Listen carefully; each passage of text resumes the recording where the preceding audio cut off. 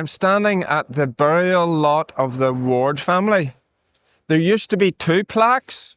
Unfortunately, this one's gone. This was the older plaque, and it remember Marcus Ward, who died in 1801, and then his son, who died later. They were paper manufacturers, and they sold paper in Pottinger's Entry between Ann Street and High Street. And the third generation was also Marcus Ward, and this plaque, in the first instance, says, "Sacred to the memory of Marcus Ward, who died suddenly on the 22nd of June, 1847, aged 40. This was Black 47, the worst year of the famine. And Marcus Ward caught typhus, famine fever. It took him very quickly. He was an ambitious young man.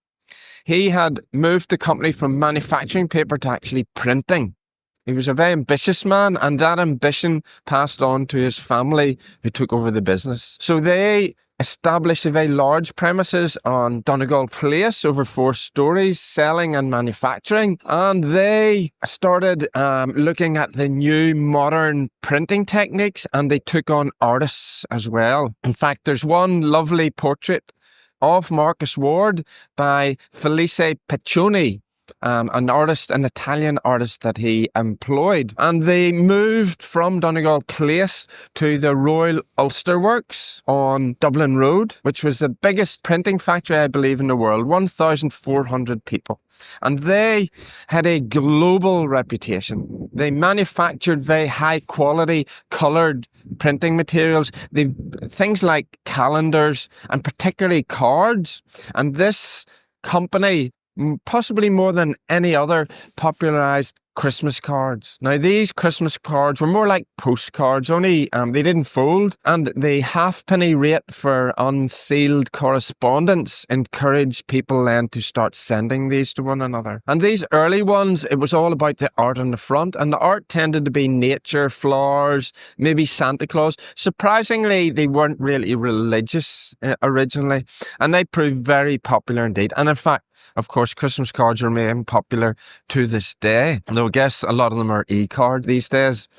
So the Wards were so successful, they set up offices and distribution in Dublin, in London, in New York, in Chicago, in Melbourne, in Cape Town. They were a global company, very prestigious company. All of the aristocrats of Europe acquired work from Marcus Ward. And the company itself, unfortunately, there was a lot of dissent amongst the family and others, including Vere Foster.